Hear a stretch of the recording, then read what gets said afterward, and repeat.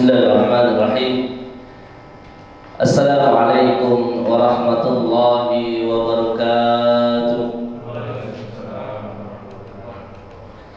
Alhamdulillah, alhamdulillahirabbil alamin. Wassalatu wassalamu ala sayyidil anam, sayyidil mustafa Muhammad sallallahu alaihi wasallam wa ala alihi wa sahbihi ajma'in. Amma ba'du, subhanaka la ilma lana illa ma 'allamtana innaka antal alimul hakim. Subhanaka la fahma lana illa ma fahamtana innaka antal jawadul karim.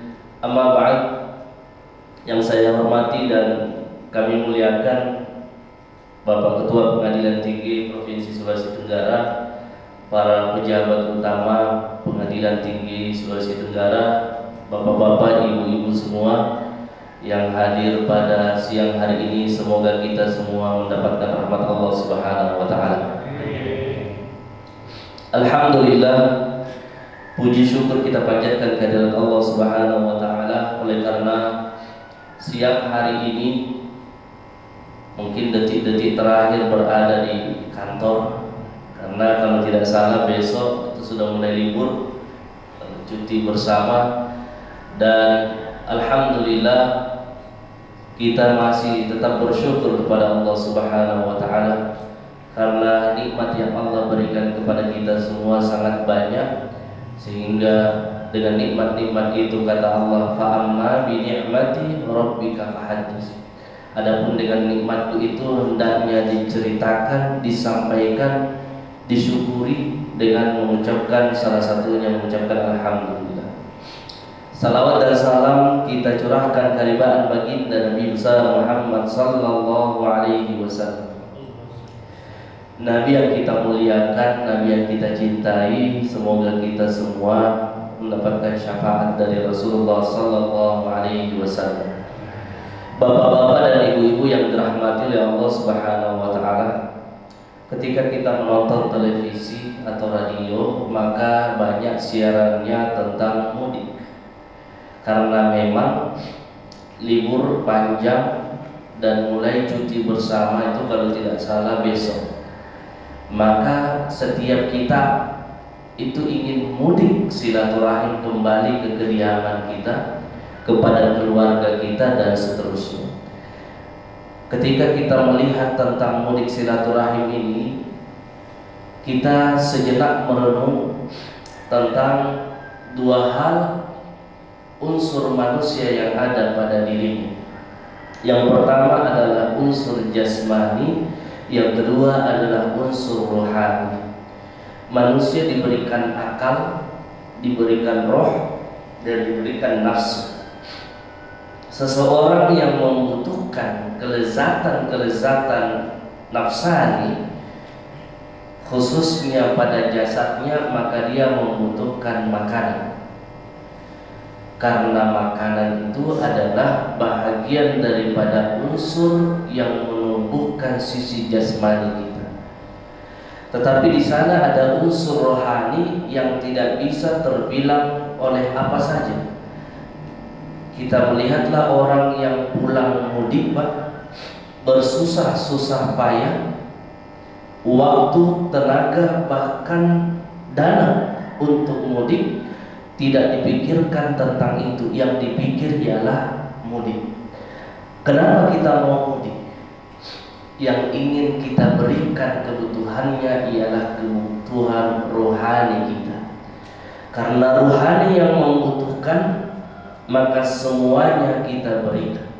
Apakah itu unsur capeknya menunggu pesawat, menunggu bis, atau capeknya naik kapal? Apakah dananya itu 500.000, 1 juta, 2 juta, bahkan lebih?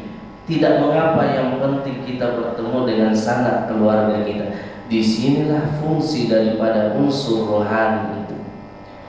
Maka mudik silaturahim itu pun kita diberikan, diajarkan Nabi sallallahu alaihi wasallam. Orang yang mudik pun kita disuruh untuk berniat mudiknya karena Allah. Mudiknya diperbaiki niatnya ya karena Allah. Yang kedua, orang yang mudik itu walaupun dia tidak membaca Al-Quran. Tetapi karena dia sudah terbiasa membaca Al-Quran di siang hari, gara-gara naik kapal dia susah membaca Al-Quran, tetap dia mendapatkan pahala baca Al-Quran. Ataukah dia mungkin tiap malam salat tarawih, tiba pergi mudik tidak sempat salat tarawih. Kenapa? Karena bersusah-susah dalam keadaan safar. Kata Nabi sallallahu alaihi wasallam dalam hadis, "Idza maridal 'abdu aw safara," jika hambaku itu sedang sakit ataukah dia sedang musafir, kutiba lahu mithlu ma kana, maka dituliskan pahala atasnya ma kana ya'malu muqiman sahihan, selama dia mukim dan dalam keadaan sehat. Artinya apa Pak? Orang yang pergi mudik, kalau sudah terbiasa dia mengaji dan pergi mudik tidak sempat mengaji, tetap mendapatkan pahala sebagaimana amalan yang terbiasa dia lakukan. Kenapa kita harus mudik? Rupanya inti mudik itu ialah silaturahim. Silah itu dari bahasa Arab artinya hubungan, keterikatan. Rahim itu dibahasakan oleh para ulama ialah rahimnya ibu kita, perempuan, yang mana tempatnya itulah tempat anak yang dilahirkan, sehingga semua anak bayi yang keluar dari perut ibunya pasti disayangi oleh keluarganya. Makanya disebut dengan silaturahim. Dan rahim yang tentunya kita semua berasal dari Nabi kita Hawa alaihi salam, istri daripada Nabi Adam alaihi salam. Maka silaturahim yang mana yang dimaksud? Dijelaskan oleh para ulama. Bukanlah yang berarti silah itu kunjung mengunjungi saja, tetapi silaturahim yang sesungguhnya ialah mencairkan suasana yang beku, meluruskan suasana yang bengkok, dan kembali menghangatkan suasana yang dingin. Artinya apa Pak? Jika kita memiliki musuh, jika kita memiliki kesalahan kepada orang lain, maka itulah inti daripada silaturahim selain daripada kunjung-kunjung. Ketika kita pulang ke rumah, bertemu dengan anak-anak kita, bertemu dengan istri atau suami kita, bertemu dengan orang tua kita, maka kepuasan yang paling tinggi ialah ketika pertemuan kita bersama dengan mereka yang tidak bisa dihargai dengan apapun. Sehingga silaturahim ini dituntut dalam hadis Nabi sallallahu alaihi wasallam, man asarrahu ayyusata lahu fi rizqi aw yunsa'a lahu fi athari falyasil rahimahu. Barang siapa yang ingin dilapangkan rezekinya, dipanjangkan umurnya, maka perbaikilah silaturahim. Di tengah-tengah silaturahim itulah ada kunjung mengunjung. Tamu datang ke rumah kita, maka kita memuliakannya dengan cara yang diajarkan oleh Nabi Ibrahim alaihissalam. Bagaimana Nabi Ibrahim memuliakan tamunya disebutkan dalam Al-Quran surah Adz-Dzariyat. Kisah Nabi Ibrahim memuliakan tamu disebutkan dalam Al-Quran. Hal ataka haditsu dhaifi Ibrahim al-mukramin?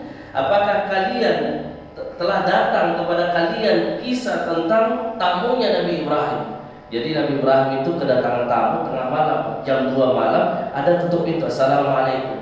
Nabi Ibrahim menjawab, waalaikumsalam. Bayangkan tengah malam datang tamu. Kalau kita mungkin di tengah-tengah kita tidak ada tamu yang datang tengah malam, paling siang hari. Ketika masuk, Nabi Ibrahim menyambutnya, waalaikumsalam warahmatullahi. Iddakhalu alaihi faqalu salam, berkata assalamualaikum. Nabi Ibrahim menjawab, qala salamun qaumun munkar. Dia memberikan keselamatan kepada orang yang tidak dia ketahui. 2 orang datang ke rumahnya. Faraga ila ahli faja'a bi'ijlin samin. Apa yang dilakukan Nabi Ibrahim? Nabi Ibrahim tanya istrinya, adakah makanan? Kata istrinya, tidak ada, yang ada sapi. Tengah malam Nabi Ibrahim potong sapi. Kalau kita alhamdulillah Pak, kalau datang tamu ada ketupat, ada soto dan lain sebagainya kita. Nabi Ibrahim potong sapi untuk memuliakan 2 orang tamunya. Dibuatkan gulai kepada tamunya, telah disediakan untuk tamu itu. Apa yang dilakukan oleh tamunya? Tidak menyentuh sedikit pun makanannya. Padahal sapi yang dipotong ini anak sapi bi'ijlin samin, anak sapi yang gemuk. Faqarrabahu ilaihim qala ala ta'kulun. Kata Nabi Ibrahim, ayo silakan, tidakkah kalian mau mencobanya? Nabi Ibrahim mengajak untuk makan. Fa'aujasa minhum khifah. Orang ini tidak mau menyentuh dan dia cuma melihat gulai saja, tidak menyentuh. Apa yang terjadi? Nabi Ibrahim merasa takut, bingung apa yang dia lakukan. Orang ini sesungguhnya bukan manusia. Kenapa? Karena kalau dia manusia pasti dia cepat-cepat makan. Fa'aujasa minhum khifah qalu la takhaf. Berkatalah dua orang ini, jangan takut. Wa basyaruhu bi ghulamin alim. Maka dua orang ini mengaku bahwa saya adalah malaikat yang memberikan kabar gembira bahwa akan melahirkan istrinya yang bernama Sarah. Ini Pak, contoh terbaik bagaimana memuliakan tamu. Mohon maaf, kenapa? Karena kadang-kala kita kalau kedatangan tamu kita tidak senang. Padahal tamu yang datang itu sesungguhnya ingin membuka rezeki kita yang pertama. Yang kedua, ketika tamu itu pulang, dia akan membawa semua kotoran yang ada di rumah kita, semua kejelekan yang ada pada rumah kita, semua dosa yang ada pada orang tersebut. Maka dengan perginya tamu, Allah membersihkan orang yang kedatangan tamu itu. Maka kita pasti akan kedatangan tamu setelah bulan Ramadan ini, setelah Idul Fitri, maka muliakanlah tamunya. Kalaupun ada anak kecil yang meminta, itu kadang cuma di hari raya saja. Kadang-kala ada orang yang tidak senang dengan kedatangan anak-anak minta uang, itu biasa anak-anak. Maka kita di hari raya bersenang-senang, apapun yang kita punya kita berikan. Sebagaimana Nabi Ibrahim alaihissalam yang mana disebutkan dalam riwayat memiliki pintu rumah yang sangat banyak, sehingga setiap orang yang mau masuk, setiap Nabi Ibrahim ingin makan, maka dia buka pintu rumahnya. Bahkan dikatakan ada 8 pintu rumah Nabi Ibrahim. Setiap mau makan dia cari orang yang ingin menemaninya untuk makan siang. Ini menunjukkan bahwa kedermawanan Nabi Ibrahim yang patut untuk kita contoh dalam kehidupan sehari-hari. Bapak-bapak dan ibu-ibu yang dirahmati oleh Allah Subhanahu wa taala, mungkin tidak lama lagi bapak-bapak dan ibu-ibu juga akan mudik. Maka semoga dalam keadaan sehat sampai di rumah, sehingga kita semua mendapatkan kebaikan di bulan Ramadan. Orang Arab mengatakan kullu amin wa antum bi khair. Semoga setiap tahun kita mendapatkan kebaikan. Kullu sana wa antum tayyibin. Setiap tahun kita dalam keadaan sehat-sehat saja. Taqabbalallahu minna wa minkum. Kita berdoa mudah-mudahan amal kita di bulan Ramadan dan amal bapak-bapak semua diterima oleh Allah Subhanahu wa taala. Minal a'idin wal faizin. Mohon maaf lahir dan batin. Wallahu muwaffiq ila aqwamit thariq. Assalamualaikum warahmatullahi wabarakatuh.